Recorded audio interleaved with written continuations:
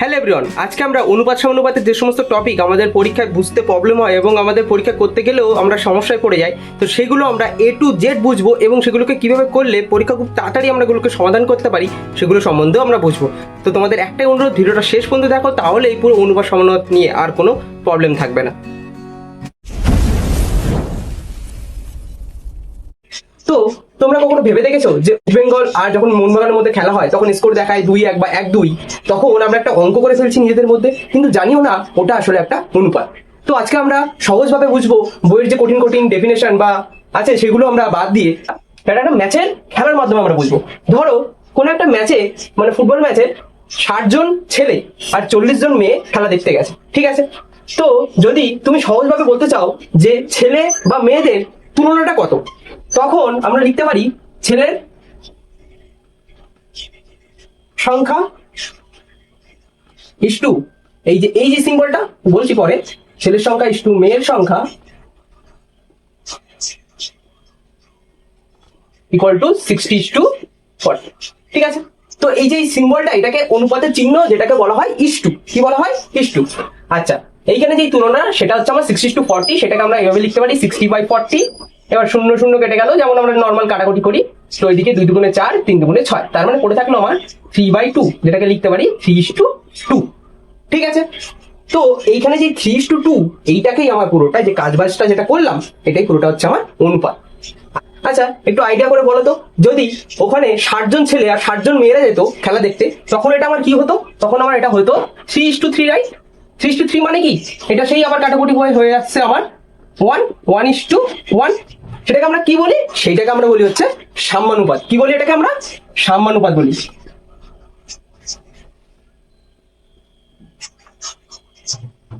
আরেকটা এর সঙ্গে ছোট্ট জিনিস কি, বৈষম্য অনুপাত।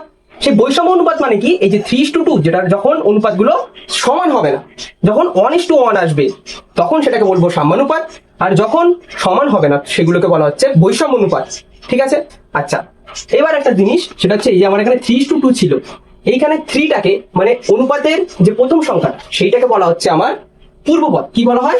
পূর্বপদ। এটা একটু কঠিন শব্দ, পূর্বপদ। আর এই যে পরের সংখ্যাটা, এটাকে বলা হয় উত্তরপদ। কি বলা হয়? উত্তরপদ, লিখলাম। আচ্ছা, এবার এগুলো আমরা জানলাম যে কোনটা পূর্বপদ আর কোনটা উত্তরপদ। এইবার আমরা জানবো হচ্ছে গুরু অনুপাত আর লঘু অনুপাত ব্যাপারটা কি। গুরু অনুপাত মানে কি? গুরু অনুপাত মানে হচ্ছে যখন পূর্বপদের মানটা বড় হবে, যখন পূর্বপদের মানটা বড় হবে, তখন সেটা হচ্ছে আমার গুরু অনুপাত। আর লঘু অনুপাত মানে কি? যখন উত্তর পদের মানটা, মানে পিছনের যে মানটা, সেটা বড় হবে। যেমন ধরো 3:2 লিখছিলাম, 3/2, প্রথমের সংখ্যাটা কি আছে? বড় আছে। আর যখন লঘু অনুপাত দেখছি, লঘু অনুপাত কি হচ্ছে? 2/3 না লিখে ধরো আমি 4/5 লিখছি, 4/5। এটা একটা আলাদা অনুপাতের এক্সাম্পল। আচ্ছা, 4/5 এখানে আমার 4টা কি ছোট আর 5টা আমার বড়। যখন নিচেরটা বড় থাকছে তখন সেটা হচ্ছে আমার লঘু অনুপাত, আর যখন উপরেরটা বড় থাকছে তখন সেটা হচ্ছে আমার গুরু অনুপাত।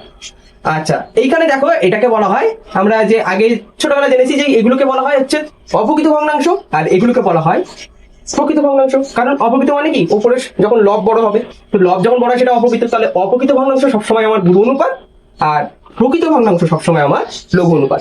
বোঝা গেল আশা করি? আচ্ছা, অনুপাত তো শিখলে। এবার এই যে 3:2 অনুপাতটা লিখছিলাম, এটাকে যদি আমরা উল্টে দিই, তাহলে একে একটা ভয়ঙ্কর ভাষায় চমৎকার নাম দেওয়া হয় অঙ্কেতে। সেটা কি? ব্যস্ত অনুপাত বা বিপরীত অনুপাত।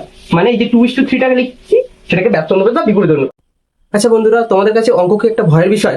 আসলে যখন এরকম কঠিন শব্দ শোনো, যেমন ধরো যৌগিক অনুপাত বা ব্যস্ত অনুপাত, এগুলো শুনতে যতটা কঠিন মনে হয়, আসলে করাটা ততটাই সহজ। আমরা এই দুটো টপিক কয়েক মিনিটের মধ্যে এমনভাবে বুঝবো যে তোমাদের কখনোই মুখস্থ করতে হবে না। আচ্ছা, ফার্স্ট ব্যস্ত অনুপাত। ব্যস্ত অনুপাত হলো কিছুই না, এটা একটি উল্টানো খেলা। অঙ্কের ভাষায় যদি আমরা বলি, যখন কোনো অনুপাতে পূর্বপদ ও উত্তর পদের মধ্যে নিজেদের মধ্যে অদল বদল করে এবং নতুন একটি অনুপাত সৃষ্টি করে, সেটা হচ্ছে ব্যস্ত অনুপাত। যেমন ধরো একটা অনুপাত a:b, ঠিক আছে? তো সেটাকে যদি আমি ব্যস্ত অনুপাতে বানাই, তাহলে তখন সেটা কি হয়ে যাবে? b:a, ঠিক আছে? তো যদি একটা সংখ্যা, যদি আমি একটা সংখ্যার অনুপাতে দেখি 2:3 হয় যদি, তো সেটা হয়ে যাবে আমার 3:2।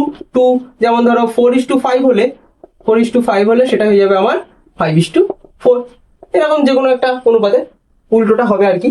ঠিক আছে, তো এটাকে ইনভার্স রেশিও বলা হয় ইংলিশে। তো এরপরে টপিক হচ্ছে যৌগিক অনুপাত। যৌগিক অনুপাত মানে কি? এটা একটা মিক্সার মেশিনের মতো কাজ করে। যেমন অনেকগুলি অনুপাতে যখন আমরা একসাথে মিশিয়ে একটা নতুন অনুপাত সৃষ্টি করি, সেইটা হচ্ছে আমার যৌগিক অনুপাত। কেমন ভাবে করবো? প্রত্যেকটি অনুপাতে যে পূর্বপদগুলো সেগুলো গুণ হবে, ইস্টু উত্তর পদের গুণ হবে। যেমন ধরো 2:5, আরেকটা ধরো অনুপাত ধরো 3:4 নিলাম। ঠিক আছে, তো এবার যৌগিক অনুপাতটা কিভাবে বানাবো? 2:3 হলো, ইস্টু এখানে কত হবে? 5:4 হলো। তাহলে নতুন যে যৌগিক অনুপাতটা সেটা কি হলো না 6:5 আচ্ছা, তারপরে এটাকে আমি যদি এই 6/20 কে কাটাকুটি করি যদি, তাহলে 3 দুগুণে 6, আর এদিকে 10 দুগুণে 20, তার মানে 3:10 হচ্ছে, রাইট? এরকম ভাবে তিনটে অনুপাতের করা যেতে পারে। যেমন ধরো 2:3, আরেকটা আছে ধরো 4:6, আরেকটা আছে ধরো 7:11। আচ্ছা, তো এটা তোমরা নিজেরা করে ফেলো, করে অবশ্যই কমেন্টে জানিও কেমন কি উত্তর হবে। আচ্ছা, আজকে এখানেই আমরা শেষ করছি। নেক্সট দিন আমরা শিখবো সমানুপাতের ব্যালেন্সিং। তো ফার্স্ট, সমানুপাত জিনিসটাই কি? সমানুপাত মানে হচ্ছে, দেখো, সমান প্লাস অনুপাত হচ্ছে সমানুপাত, তাই তো? সমান প্লাস অনুপাত মানে হচ্ছে যখন দুটি অনুপাত পরস্পর সমান, তখন তাকে বলা হচ্ছে সমানুপাত। কি বলা হচ্ছে? সমানুপাত। যেমন ধরো আমরা আগের ভিডিওতে দেখেছিলাম যে 1:1 যখনই আসছে সেইটা হচ্ছে সাম্যানুপাত। কি ছিল সেটা? সাম্যানুপাত। আর এইটা হচ্ছে সমান প্লাস অনুপাত, মানে দুটি অনুপাত যখন সমান তখন তাকে বলা হচ্ছে সমান অনুপাত। ঠিক আছে, এর একটা ছোট্ট ম্যাজিক নিয়ম আছে। সেটা কি? দেখো, ধরো সংখ্যা 4টে আছে, ধরো a, b, c, d। ঠিক আছে, তো সেটা যদি সমানুপাতে থাকে, সমানুপাতে থাকলে তখন কি হবে? a:b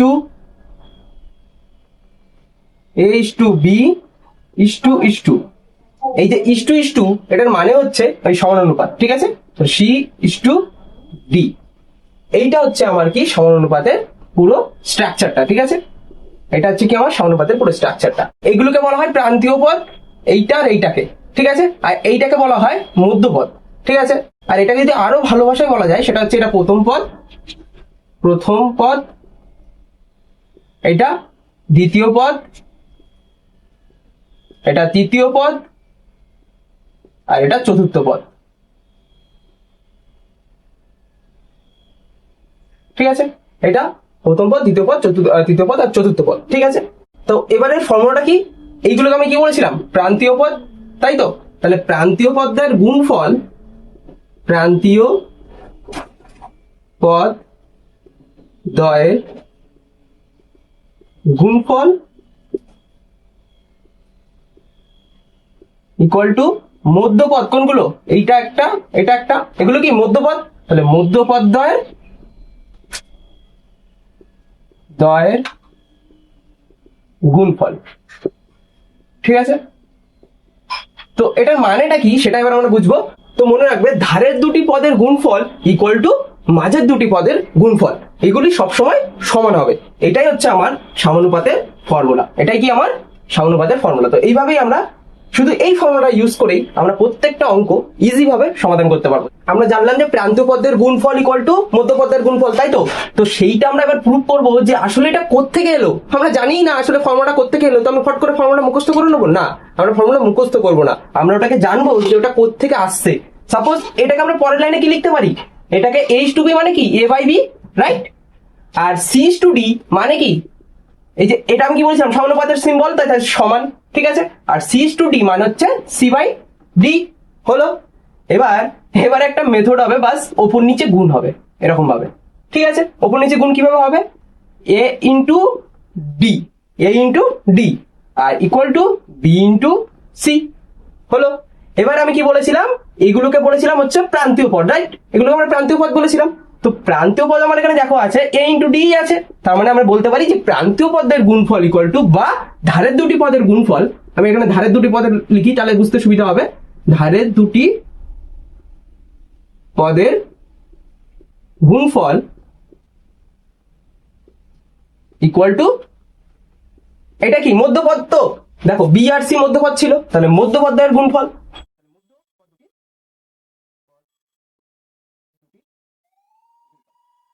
আচ্ছা দেখো, এবার যদি আমার কোন একটা পদ বার করতে বলে এই অনুপাত থেকে, সাপোজ আমার এটা বার করতে বললো বা আমার সিটা বার করতে বললো, তো সেগুলো আমরা কিভাবে বার করবো? ছোট্ট এই ফর্মুলাটা শুধু দিয়ে আমরা এটা পুরো বার করতে পারবো। দেখো আমাদের ফর্মুলা কিন্তু কোনো মুখস্থ করতে হবে না, আমাদের শুধু জেনে রাখতে হবে কিভাবে হচ্ছে, বাস ওইটাই যদি আমরা মাথায় রাখি তাহলে আমাদের পুরো মনে থাকবে।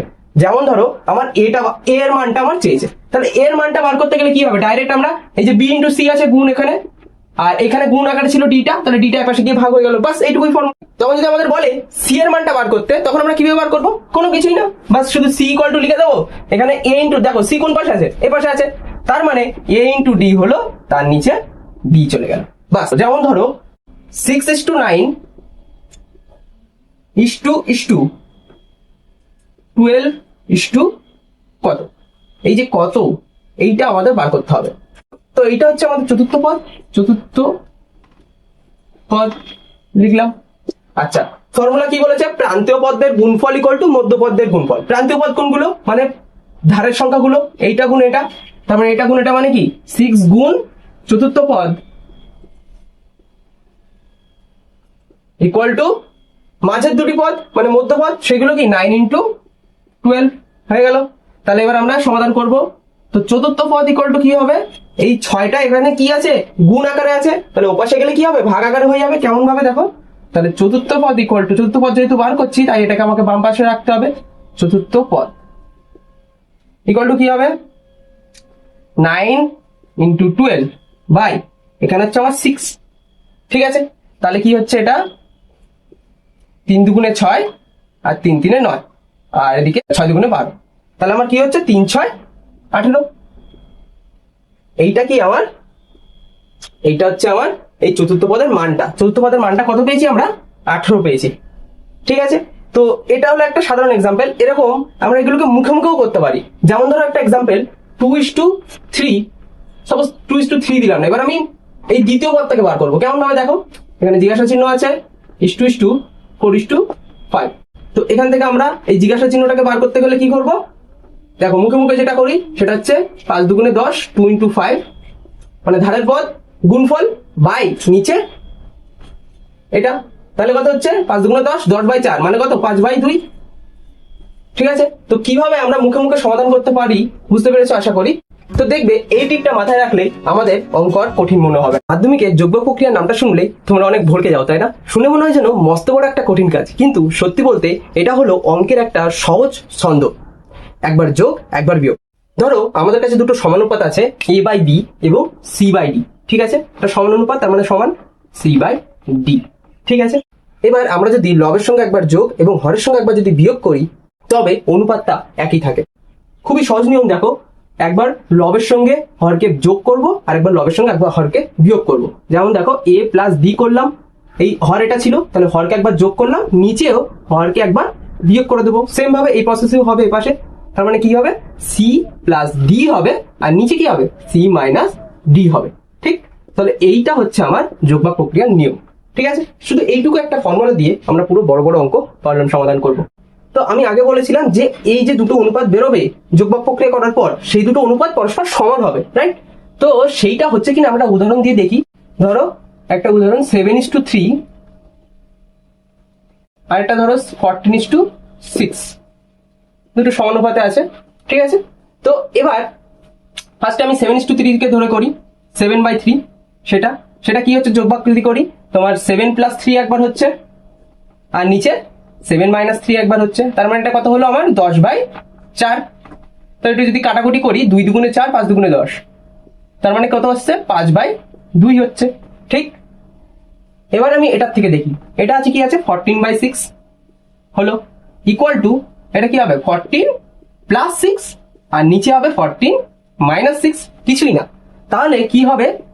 এটা হচ্ছে আমার 20, নিচে হচ্ছে আমার কত? 8। তাহলে আবার কাটাকুটি করি, 2 5 দুগুণে 10 দুগুণে 20, আর এদিকে 4 দুগুণে 8, আবার 2 5 দুগুণে 10, আর এদিকে 2 দুগুণে 4, তার মানে কত হচ্ছে? আবার সেই 5/2 আসছে।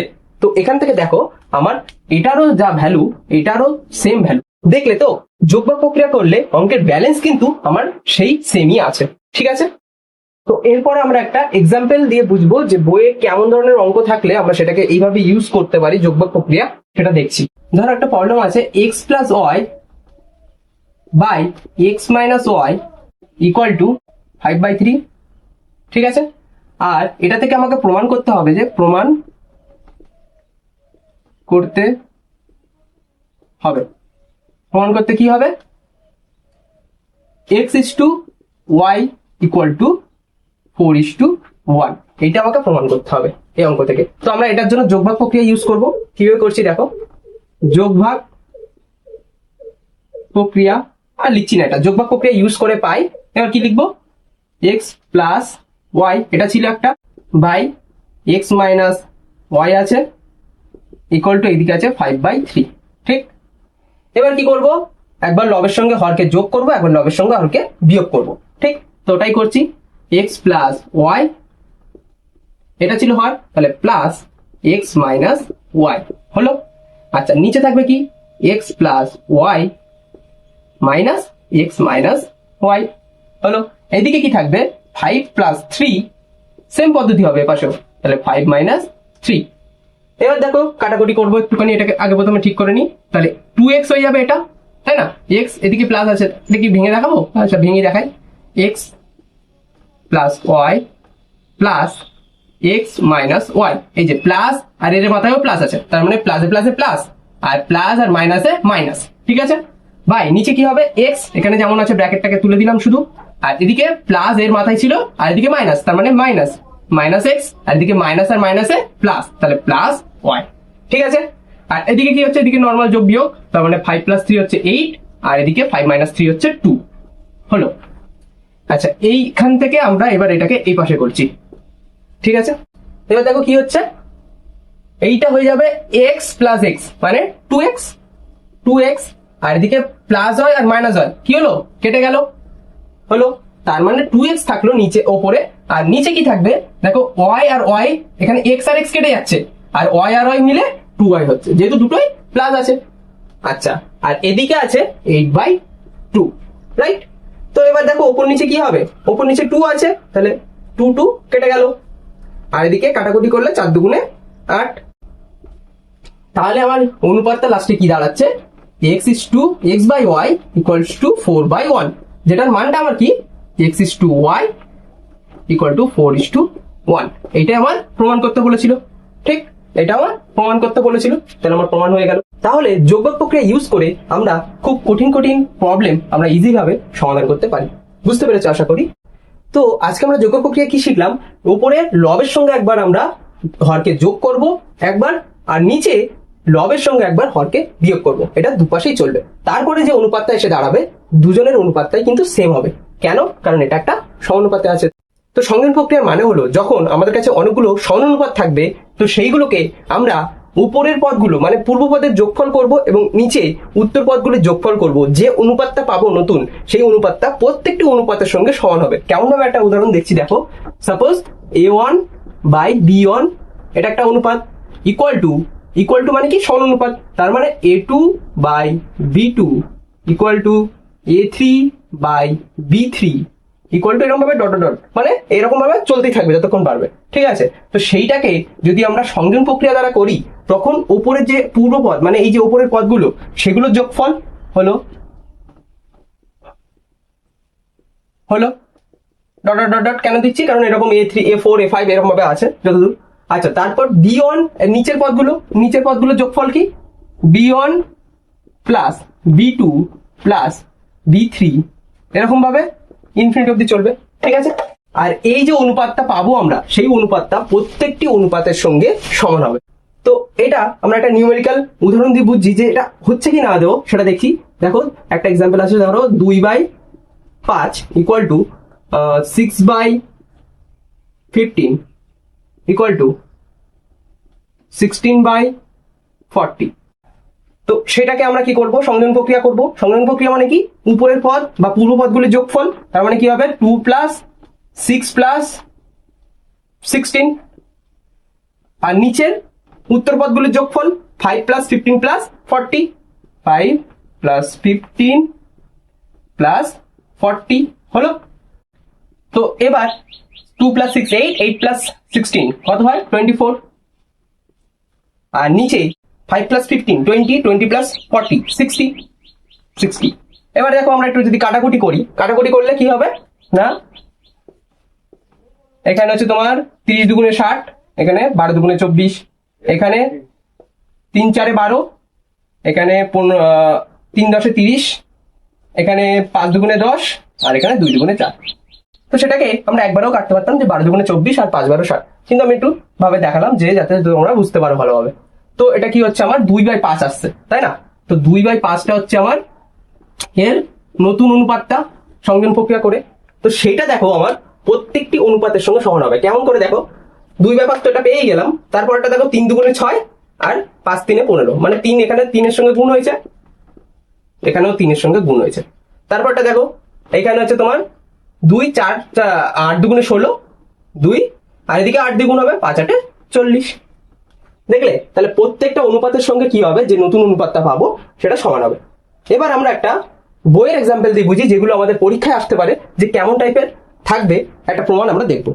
ধরো আছে x/a plus b minus c equal to y/b plus c minus a equal to z/a plus c minus b। ঠিক আছে, তো এর থেকে প্রমাণ করতে হবে, যে প্রমাণ করতে হবে যে প্রতিটি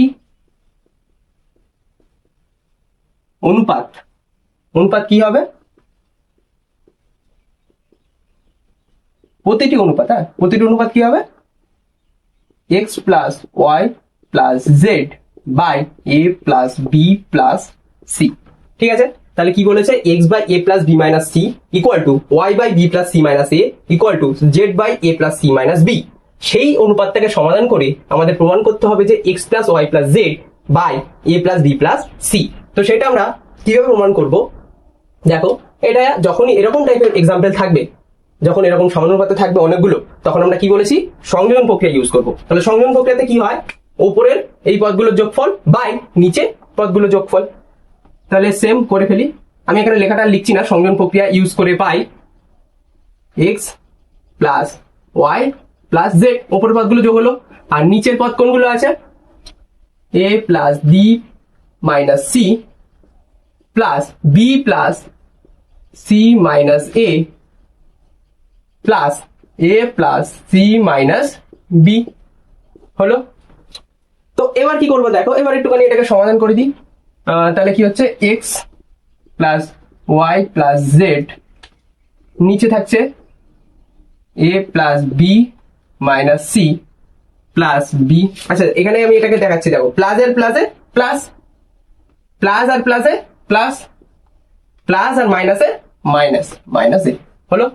আর এদিকে থাকছে প্লাস এ, এখানেও প্লাসে প্লাসে প্লাস সি, আর এখানেও প্লাস মাইনাসে মাইনাস, মাইনাস বি। এবার দেখো আমার কাটাকুটি হয়ে যাবে, এখানে মাইনাস সি ছিল, মাইনাস সি প্লাস সি কেটে গেল, এখানে মাইনাস বি ছিল, মাইনাস বি প্লাস বি কেটে গেল, এখানে প্লাস এ ছিল, এখানে মাইনাস এ ছিল, তাহলে মাইনাস এ প্লাস এ কেটে গেল। তাহলে আমার কি কি পড়ে রয়েছে এখন দেখো, আমার এই অনুপাতটা চলে আসবে, X plus Y plus Z, ওপরে তো কোনো চেঞ্জ হবে না, নিচে কি হবে, এ এটা পড়ে থাকছে, নিচে দেখো এইটা এটা আর এটা পড়ে রয়েছে। ঠিক, তার মানে এ প্লাস বি প্লাস সি, এ প্লাস বি প্লাস সি। তাহলে আমার প্রত্যেকটি অনুপাত যে এর, সেটা আমার সমাধান হয়ে গেল। ঠিক আছে, তো পরীক্ষায় যখনই দেখবে অনেকগুলো অনুপাত সমান আছে, তখন এই সংযোজন প্রক্রিয়া ইউজ করবে, দেখবে যে কঠিন প্রমাণগুলো থাকবে সেগুলো খুব ইজিতেই সমাধান হয়ে যেতে পারে।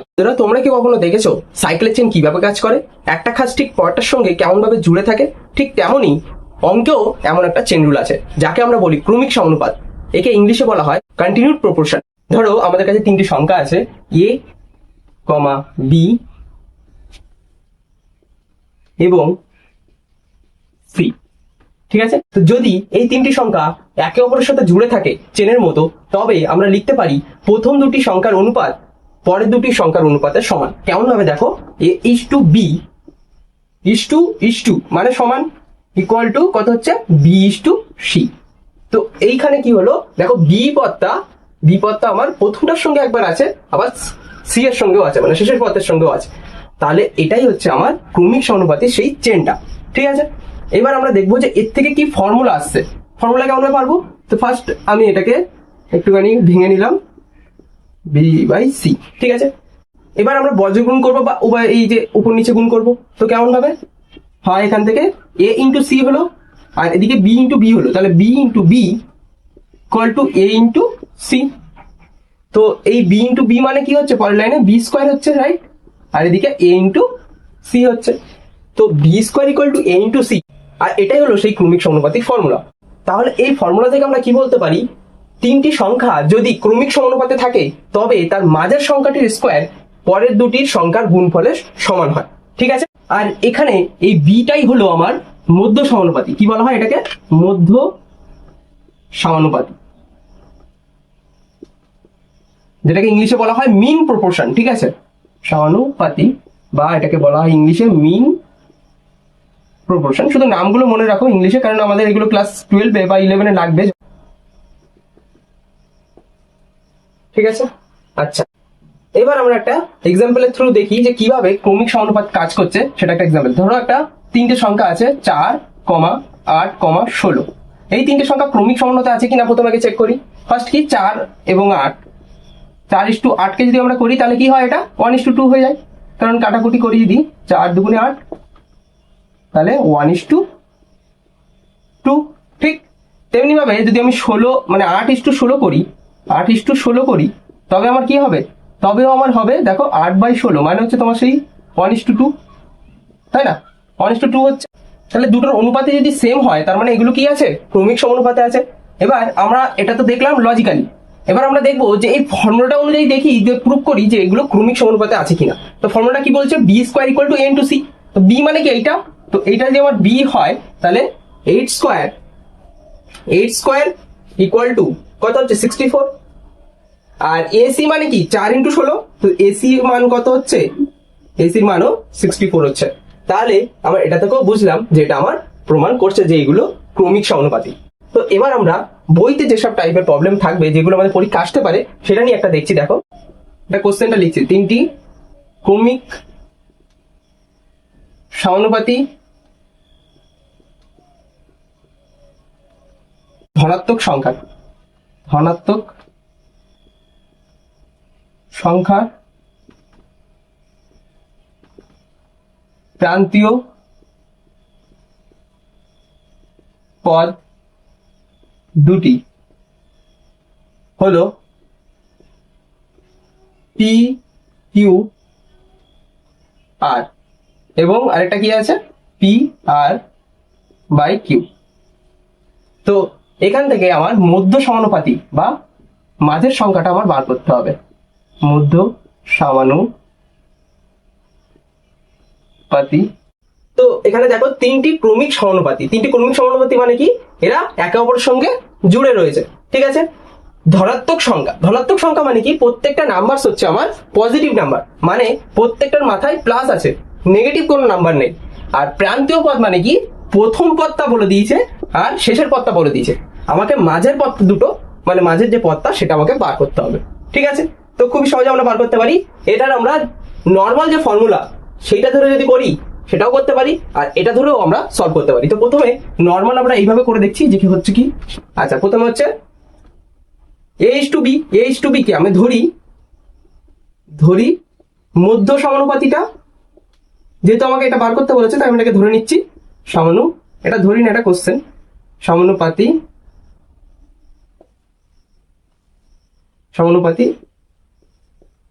x। ঠিক আছে, তাহলে এটা আমার যদি ক্রমিক সমানুপাতে থাকে তাহলে এটাকে আমরা লিখতে পারি P Q R is to x is to এখানে হচ্ছে এক্স ইস টু এখানে হচ্ছে পি আর বাই কিউ। ঠিক আছে, তো এটাকে আমরা এভাবে লিখতে পারি যদি ক্রমিক সমানুপাতে থাকে। এবার এটাকে আমরা সমাধান করব নর্মালে। পি কিউ আর বাই এক্স ইকুয়াল টু এখানে X by P R by Q.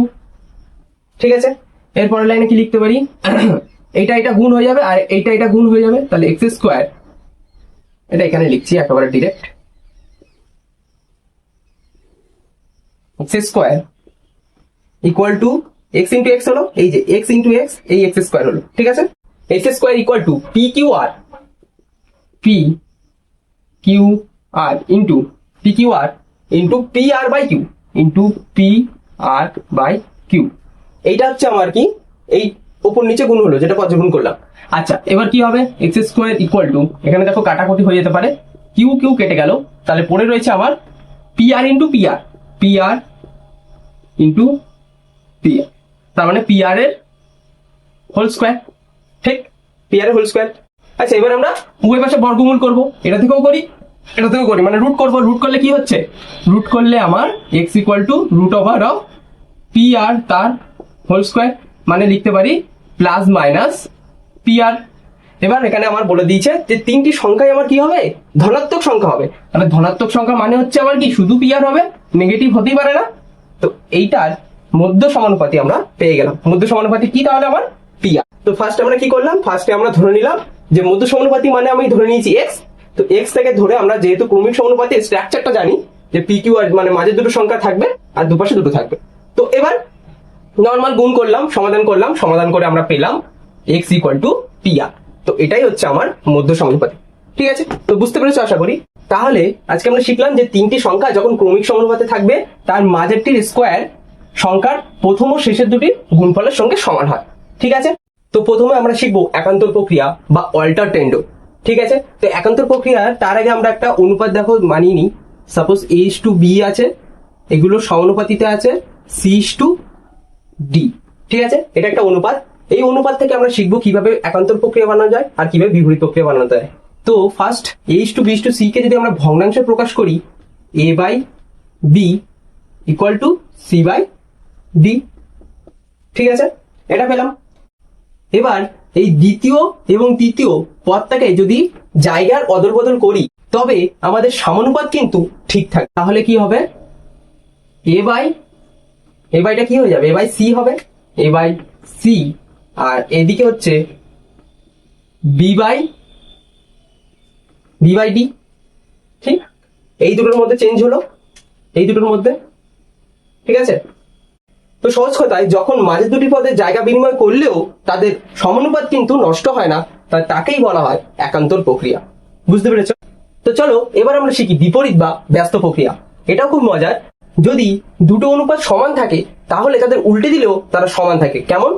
Just শুধু আমরা লব ও হরকে উল্টে দেবো। যেমন দেখো, এ বাই বি ছিল equal to C by D ছিল, তো এটাকে জাস্ট উল্টে দেবো। সে ব্যস্ত নিয়ম আমরা শিখেছিলাম। ব্যস্ত নিয়মে কি হতো, লবটা হর হয়ে যাবে, হরটা লব হয়ে যাবে, মানে এটা কি হবে, B by A equal to D by C.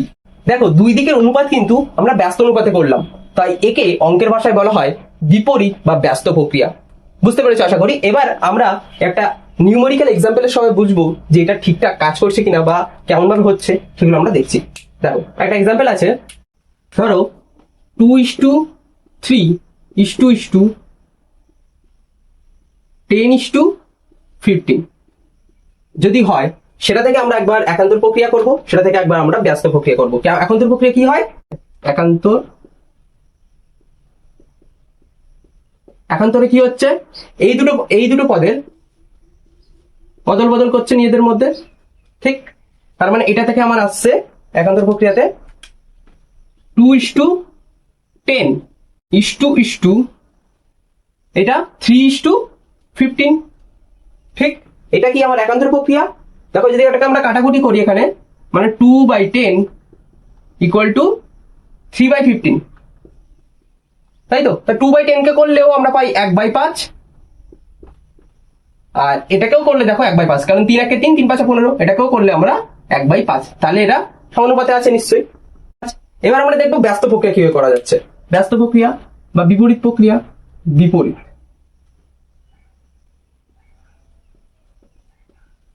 বিপরীতে কি বলবে, যে এইটা পুরোটা পুরো উল্টে যাবে, মানে লব হর উল্টে যাবে। লব হর উল্টে গেলে কি হচ্ছে, এটা 3:2 হবে, ইস টু এটা হয়ে যাবে কত, 15:10।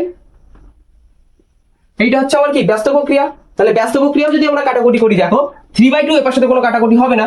আর এইখানে কি হচ্ছে, এখানে দেখো 5 3 5 15, মানে এইটা 3 হয়ে যাবে, আর এইটা 2 হয়ে যাবে, তার মানে আবার সেই 3:2 ফিরবে। তার মানে এদের সমানুপাতটা কিন্তু নষ্ট হবে না। তো আজকে আমরা কি শিখলাম? একান্তর প্রক্রিয়া মানে হচ্ছে মাঝের দুটি সংখ্যার অনুপাতের মধ্যে অদল বদল করলেও তাদের সমানুপাত কিন্তু ঠিক থাকবে। আর বিপরীত প্রক্রিয়া মানে জানলাম যে তাদের যদি পুরোটাই উল্টে দিই দুপাশের অনুপাতকে, তাহলে কিন্তু তার সমানুপাত নষ্ট হবে না। তো প্রথমেই দেখা যাক এই কে বা জাদুকরের নিয়মটা কি। ধরো আমাদের কাছে দুটো সমানুপাত আছে, a/b এবং c/d। ঠিক আছে, সমানুপাত মানে কি সমান হবে, আর এর প্রত্যেকটির মান কে। আর এই কে হলো একটি ধ্রুবক, ধ্রুবক মানে কে নট ইকুয়াল টু 0। ঠিক আছে, এবার আমরা যদি এই এ এবং এই সি এর মান বজ্রগুণন পদ্ধতিতে বার করি, মানে a/b যদি ইকুয়াল টু কে হয়, ঠিক, তাহলে সেখান থেকে আমরা a ইকুয়াল টু কি পাচ্ছিলাম, a equal to b K. আর যদি আমি এটা দিয়ে করি c/d ইকুয়াল টু কে হয়, তবে সেখান থেকে আমরা c এর মান কি পাচ্ছিলাম, d কে। রাইট, ব্যাস এই দুটো মান বার করতে পারলেই আমাদের অঙ্কের 50% কাজ শেষ। আর তারপর এই দুটো মান আমাদের প্রমাণে বসিয়ে দিলেই অঙ্ক সমাধান হয়ে যাবে। যেমন একটা এক্সাম্পল ধরো, a/b c/d হলে প্রমাণ করো যে কি প্রমাণ করতে হবে, a square plus b square by a square minus b square equal to c square plus d square by c square minus d square. এইটা আমাদের প্রমাণ করতে হবে। খুব সহজে আমরা প্রমাণ করতে পারবো। আমরা তো প্রথমেই, যেহেতু এটা সেম অনুপাত, তো এরকম ভাবে আমরা প্রথমেই বার করে নিয়েছি, তাই আমরা এটা বার করছি না। সেখান থেকে আমরা এর মান পেয়েছি a equal to b K, আর c এর মান পেয়েছি c equal to d K, তাই তো। এবার সেইখানে আমরা লেফট হ্যান্ড সাইড মানে কি, বাম পক্ষ, এটাকে বাম পক্ষ বলা হয়, এটাকে ডান পক্ষ বা রাইট হ্যান্ড সাইড বলা হয়। তো left hand side equal to আমরা কি পাচ্ছি, a square plus b square by a square minus b square. এটাকে আমরা সমাধান করব। জাস্ট শুধু এর জায়গায় আমরা ভ্যালুগুলো বসিয়ে দেবো, b কে বসাবো। তার মানে কি হবে, এর জায়গায় হলে b কে তার whole square plus b square by, এখানে a স্কোয়ার ছিল আবার সেই b কে, তাহলে b কে তার হোল স্কোয়ার প্লাস, এখানে আবার প্লাস না সরি মাইনাস b স্কোয়ার। এবার কি করব, এবার এটাকে বি স্কোয়ার কমন নিয়ে নেবো। বি স্কোয়ার কমন নিলে কি হচ্ছে, বি স্কোয়ার কমন নিলে এখানে কে স্কোয়ার পড়ে থাকছে, আর এখানে শুধু প্লাস 1 পড়ে থাকবে, তাই না। বি স্কোয়ার যদি আমি উভয় থেকে কমন নিই, তাহলে কে স্কোয়ার প্লাস 1, আর এখান থেকে আমি বি স্কোয়ার কমন নিলে কি পড়ে থাকছে, K square minus 1, K square minus 1 হলো। তো সেখান থেকে আমরা যদি বি স্কোয়ার আর বি স্কোয়ার কেটে দিই, তাহলে আমরা পাচ্ছি হচ্ছে K square plus 1 by K square minus 1 পেলাম। দেখলে তো কিভাবে আমরা কে দিয়ে একটা মান বার করে নিলাম। এবার সেম ভাবে আমরা রাইট হ্যান্ড সাইডেরটা বার করবো, একইভাবে করবো রাইট হ্যান্ড সাইড। ঠিক আছে, রাইট হ্যান্ড সাইডের ভ্যালু কি আছে, C square plus D square, C square plus D square by C square minus D square equal to কি হবে, এখানেও সেম, সি এর জায়গায় কি হবে, এবার সি এর জায়গায় ডি কে, তাহলে ডি কে তার whole square plus D square by নিচেও আমার ডি কে তার whole square minus D square হলো। সেম ভাবে আমরা এখান থেকে কি করবো, ডি স্কোয়ার কমন নেবো, তাহলে ডি স্কোয়ার কমন নিলে থাকছে কে স্কোয়ার প্লাস 1, আর এদিকে হচ্ছে ডি স্কোয়ার, এখান থেকে কমন নিলে কি হবে, ডি স্কোয়ার কমন নিলে কে স্কোয়ার মাইনাস 1। ঠিক হলো। সেম ভাবে আবার ডি স্কোয়ার কেটে গেল, তাহলে আমার পড়ে থাকছে K square plus 1 by K square minus 1। তাহলে দেখো লেফট হ্যান্ড সাইডের যে ভ্যালু রাইট হ্যান্ড সাইডের সেই ভ্যালু, তাহলে আমরা লিখতে পারি left hand side equal to right hand side বা right hand side equal to left hand side. ঠিক আছে, তারপরে এটা প্রুভড হয়ে গেল। এরপরে ঠিক একটা ইম্পর্টেন্ট এক্সাম্পল দিয়ে আমরা দেখবো যে প্রমাণটা কে পদ্ধতি ইউজ করে কেমন হচ্ছে। ঠিক আছে, ধরো বলা আছে x is to a equal to y is to b equal to z is to c হলে প্রমাণ করো x এর cube by a cube plus y এর cube by b cube plus z এর cube by c cube equal to 3x y z বাই a b c, এটা আমরা প্রমাণ করব। এটাকে আমরা যদি কে ধরে নিই, মানে x by a equal to y by b equal to z by c equal to K, এটা আমরা ধরি। আর যেখানে আমার কেটা কি ধ্রুবক, মানে নট ইকুয়াল টু 0, এই লেখাটা কিন্তু লিখতে হবে, কে যেখানে আমার ধ্রুবক বা নট ইকুয়াল টু 0। ঠিক আছে, দেখো এখান থেকে x by a equal to কি আমার কে, তাই না? তাহলে কে হলে x এর মানটা আমরা কি পাচ্ছি, x এর মানটা আমরা a কে পাচ্ছি। সেরকম ভাবে y by b equal to K equal to, সেখান থেকে আমরা পাচ্ছি y equal to b K. সেরকম ভাবে z এর মানটাও আমরা কি পাবো, z এর মানটা c কে, আর করে দেখাচ্ছি না ওটা। তো এটা আমরা পেলাম x এর মান a কে, y এর মান b কে এবং z এর মান c কে। এইটা এবার আমরা কোথায় বসাবো, একবার লেফট হ্যান্ড সাইডে বসাবো, একবার রাইট হ্যান্ড সাইডে বসাবো, বসালেই আমার প্রমাণ শেষ। ফার্স্ট আমি কি করব, লেফট হ্যান্ড সাইডের জন্য বার করছি। লেফট হ্যান্ড সাইড x এর cube by a cube plus y এর cube by b cube plus z এর কিউব বাই c কিউব, তাই না? এবার আমি শুধু x এর জায়গায় বসাবো a কে, y এর জায়গায় বসাবো b কে, আর z এর জায়গায় বসাবো c কে। বসিয়ে দিই, a K whole cube by a cube plus b K whole cube by b cube plus c K whole cube by c cube. ঠিক, আর এরপর কি লিখবো, যে a cube k cube by a cube plus b cube k cube by b cube plus c cube. এই যে এরকম, এটাকে জাস্ট আমি ভেঙে দিচ্ছি, ঠিক আছে, হোল পার্টটাকে। c cube k cube by c cube হলো। এবার দেখো a কিউব কেটে গেল, b কিউব কেটে গেল, c কিউব কেটে গেল। তাহলে আমার কি কি পড়ে রয়েছে, আমার শুধু পড়ে রয়েছে k cube plus k cube plus k cube. কারণ এর নিচে তো 1, তাহলে 1 কে তো কিছু ধরাই হয় না, তার মানে k cube plus k cube plus k cube, মানে আমার এটা কি এসছে, 3k কিউব হলো, 3k কিউব। এবার আমরা রাইট হ্যান্ড সাইডটাকে দিয়ে হিসাবে প্রমাণ করব। তাহলে রাইট হ্যান্ড সাইড কি আসবে, right hand side 3xyz by এখানে আছে a b c হলো। এবার এটাকে আমরা আবার সেম ভাবে কি করব, xyz এর জায়গায় ভ্যালু বসিয়ে দেবো। তার মানে কি হবে, 3ak into bk into ck হলো। আর নিচে আমার কি আছে, নিচে আমার আছে a b c। তাহলে এখান থেকে দেখো a কেটে গেল এখানে, b কেটে গেল এখানে, c কেটে গেল এখানে, কারণ এগুলোর প্রত্যেকটার মাঝখানে কি আছে, গুণ আছে। তাহলে গুণ থাকলে আমরা কাটতে পারি, কিন্তু প্লাস আর বিয়োগ থাকলে কিন্তু আমরা কাটতে পারবো না, এটা সবসময় মনে রাখবে।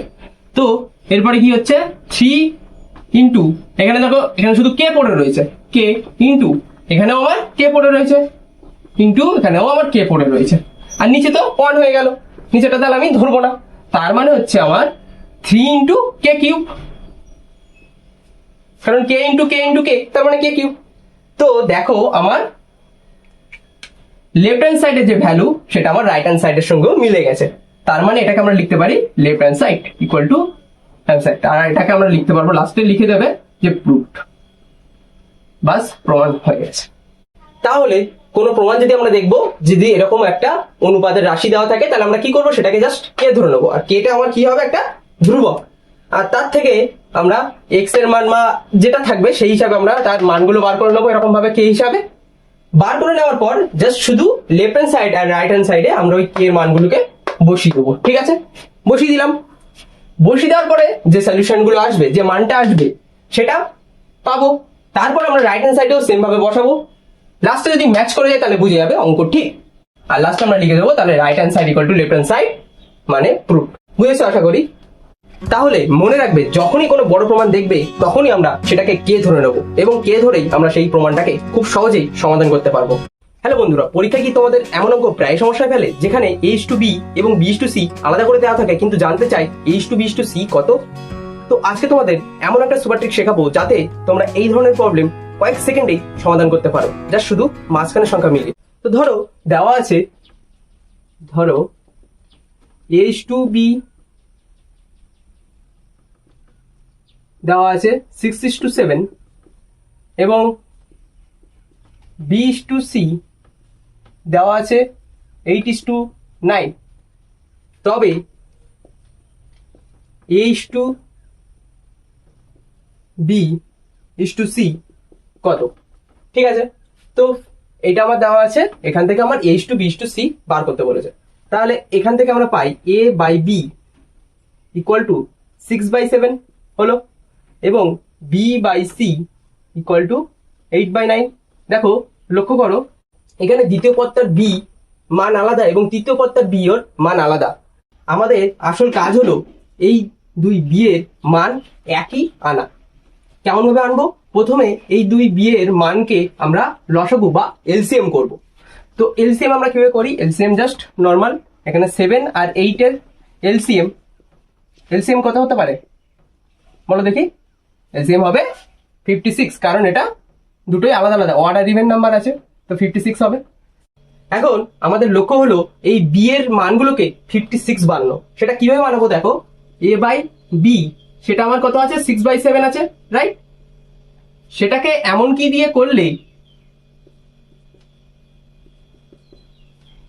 করলে আমার এটা 56 নিচে হবে, আর উপরে কি হবে সেটা পরে দেখছি, কিন্তু নিচে 56 হবে।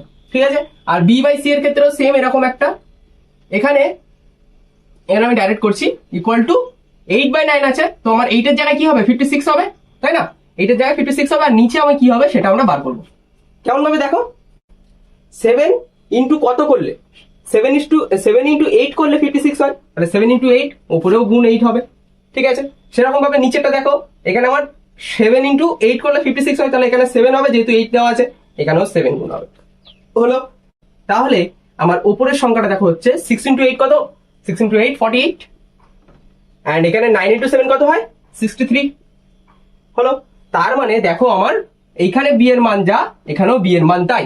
তাই আমরা এটাকে সরাসরি বলতে পারি A:B:C ইকুয়াল টু কি হবে? 48:56:63, 48:56:63। বুঝতে পেরেছো আশা করি? তাহলে আমরা কি করলাম? আমরা প্রথমে বি এর যে মানগুলো আছে ওগুলোকে আমরা এলসিএম করলাম বা লসাগু করলাম। সেটা করার পরে আমরা সেই বি এর মানগুলোকে সমান করার চেষ্টা করলাম দুটো অনুপাতেই। ঠিক আছে, সমান করার জন্য আমাকে উভয় পাশে 8 দিয়ে বা যেটা দিয়ে আমাকে গুণ করতে হবে, যেমন চাইবে। তো সেটা গুণ করার পরে যে সংখ্যাগুলো আসবে সেই সংখ্যাগুলো এরকম আসবে নিশ্চয়ই, যে 48 বাই সেম দুটো বি এর মান বাই যেটা থাকবে। তো সেখান থেকে আমরা লিখতে পারি A:B:C, এটাকে 48 বা যেটা থাকবে সেটার মানটা আমরা লিখে দেবো। তোমাদের জন্য ছোট একটা চ্যালেঞ্জ, ধরো দেওয়া আছে x:y ইকুয়াল টু 3:6, ঠিক আছে, এবং y:z ইকুয়াল টু দেওয়া আছে সাপোজ 5:8। ঠিক আছে, তো সেখান থেকে তোমরা বার করে ফেলো x:y:z, মুখে মুখে সমাধান করার চেষ্টা করো, খুবই সোজা। তাহলে কি করবো? প্রথমে 6 আর 5 কে লসাগু করবো, দেন সেটাকে সমান করার চেষ্টা করবো, দিয়ে যেটা হবে উপর নিচে গুণ করে দেবো। তারপরে x:y:z এর মানটা বার করে ফেলো এবং কমেন্টে জানিয়ে দিও। আচ্ছা বন্ধুরা, তোমাদের কাছে কি মনে হয় অনুপাতের উপর আর নিচের পদের সঙ্গে একই সংখ্যা যোগ করলে কি অনুপাতটা একই থাকে? একদমই না। অনুপাতের এই যোগ বিয়োগের খেলাতেই বলে যায় পুরো অনুপাতের স্ট্রাকচার, মানে অনুপাতের সব হিসেব। তো আজকের ক্লাসে আমরা শিখবো কিভাবে এই অনুপাতের গোলকধাঁধা কাটিয়ে একটি মাত্র সমীকরণ দিয়ে আমরা পুরো সমাধান করতে পারি। ধরো আমাদের কাছে একটা অনুপাত আছে x:y। এখন প্রশ্ন হলো, এই অনুপাতের উভয় পদের সঙ্গে কত যোগ করলে নতুন অনুপাত p:q হবে। ঠিক আছে, তো ধরো সেই অজানা সংখ্যাটি হলো k। ধরো k যোগ করতে হবে। ঠিক আছে, যোগ করতে হবে, এই না যে শুধু আমরা k যোগ করতে পারি, আমরা অন্য যে কোনো দামি ভ্যালু নিতে পারি। ঠিক আছে, তো এবার আমার যে স্ট্রাকচারটা দাঁড়াবে সেটা আমার কেমন দাঁড়াবে? x plus k by y plus k equal to কি আসছে? ইকুয়াল টু আমার হবে এই p:q, মানে p/q। আর এটাই এখান থেকে আমরা ফর্মে লিখতে পারি, কারণ k যোগ করলেই নতুন অনুপাত এইটা, তো সেটা থেকে আমি এটা লিখতে পারি। তো বাস এই স্ট্রাকচারটা বানাতে পারলেই আমাদের অঙ্ক শেষ। এবার আমরা নর্মাল শুধু বজ্রগুণন পদ্ধতিতে k এর মানটা বার করতে পারলেই অঙ্ক উত্তর মিলে যাবে। চলো এবার একটা এক্সাম্পলের থ্রু বুঝি যে কেমন ভাবে হচ্ছে। সাপোজ একটা অনুপাত আছে 2:5, এই অনুপাতের সঙ্গে কত যোগ করলে অনুপাতটা হবে 6:11। ঠিক আছে, এটা আমরা বার করবো। তো নর্মাল এই স্ট্রাকচার ফলো করলে ফার্স্ট আমরা লিখে নেবো যে ধরো এ কে যোগ করতে হবে বা ধরো ওয়াই যোগ করতে হবে, যা যা কিছু লিখতে পারি। সেই হিসাবে যদি আমি এইটাকে বানাই যে 2 প্লাস কে বাই 5 প্লাস কে হলো ইকুয়াল টু 6:11 হবে, মানে 6/11। এত দূর হলে এবার তো নর্মাল করব, শুধু বজ্রগুণন পদ্ধতিতে এইভাবে এভাবে গুণ, এভাবে গুণ। তার মানে কি হবে 11 ইন্টু 2 প্লাস কে, আর এদিকে থাকছে 6 ইন্টু 5 প্লাস কে। এবার তারপরের লাইনে হবে এটা 22 প্লাস 11 কে, ঠিক আছে, আর এদিকে হচ্ছে তোমার 6:30 আর এটা প্লাস 6 কে হলো। এবার এই 6 কেটাকে ওপাশে নিয়ে আসবো, কারণ 6 কে এর মানটা আমরা বার করতে চাইছি, তাই সেটাকে বাম পাশে রাখবো আর এই ভ্যালুটাকে ওপাশে নিয়ে যাবো। তাহলে এখান থেকে এপাশে করছি, দেখো 11k minus 6k equal to 30 minus 22, কারণ এটা প্লাস ছিল এই পাশে গেলে মাইনাস হয়ে যায়। ঠিক আছে, এবার নর্মাল যোগ বিয়োগ করবো। এবার দেখো এটা হবে আমার 5k আর এটা হচ্ছে আমার 8 অনলি বিয়োগ করলে। আচ্ছা, তারপর কি হবে k ইকুয়াল টু 8/5। এটা যদি আরো একটু সিম্পলিফাই করি, যদি ভগ্নাংশ থেকে দশমকে নিয়ে যায়, মানে হচ্ছে তোমার কত হবে 8, তার মানে 13.0, তার মানে হচ্ছে তোমার এখানে মিলে যাবে 1.6। তাহলে দেখেছো 2:5 এর সঙ্গে 1:6 বা 8/5 যোগ করলে আমরা 6:11 পেয়ে যাব। তো পরীক্ষায় যদি যোগ না করতে বলে যে ধরো এই অনুপাতের সঙ্গে কত বিয়োগ করলে এই নতুন অনুপাতটা হবে, তো ঘাবড়ানোর কিছু নেই, শুধু এই যোগ চিহ্নের জায়গায় বিয়োগ চিহ্ন বসিয়ে দেবো। কেমন হবে দেখো, এটা যেমন আছে x প্লাস কে ছিল, ওইটাই শুধু চেঞ্জ হয়ে যাবে x minus K by y minus K equal to যে নতুন অনুপাত। ঠিক আছে, বুঝতে পেরেছো আশা করি। শুধু মনে রাখবে উপর নিচে যোগ বিয়োগ সমান সমান নতুন অনুপাত, এইটুকু জিনিসটা মনে রাখলেই দেখবে আর এই যোগ বিয়োগ নিয়ে কোনো প্রবলেমই তোমাদের আসছে না, আর এবং খুব সহজেই তোমরা সমাধান করতে পারবে। আচ্ছা, এবার এটা কেমন বুঝেছো, ছোট্ট একটা প্রবলেম দিচ্ছি দেখো। 5:3 এই অনুপাতের উভয় পদের সঙ্গে কত বিয়োগ করলে অনুপাতটা নতুন যে অনুপাতটা হবে সেটা 6:7 হবে। এটা ঝটপট সমাধান করে তোমরা কমেন্টে জানিয়ে দিও, আমি অবশ্যই দেখে বলে দেবো যে ঠিক হয়েছে কিনা। ঠিক আছে, তো আশা করি কনসেপ্টগুলো বুঝতে পেরেছো। যদি কোনো প্রবলেম হয় তাহলে অবশ্যই ভিডিওটা আরেকবার দেখে নিও, তার কারণ তোমাদের যদি এই কনসেপ্টগুলো কমপ্লিট হয়ে যায় তাহলে পরীক্ষায় একটাও নাম্বার কাটা তোমাদের জন্য মুশকিল হবে। আর তোমাদের বইতে এই চ্যাপ্টারের কোষে দেখিতে যেসব অঙ্কগুলো আছে সেগুলো করতে যদি কোনো প্রবলেম হয় তাহলে অবশ্যই কমেন্টে জানিয়ে দিও, সেগুলো নিয়ে আমি আরেকটি ভিডিওতে পুরো সমাধান করে দেবো। তো দেখা হচ্ছে পরের ভিডিওতে, ধন্যবাদ।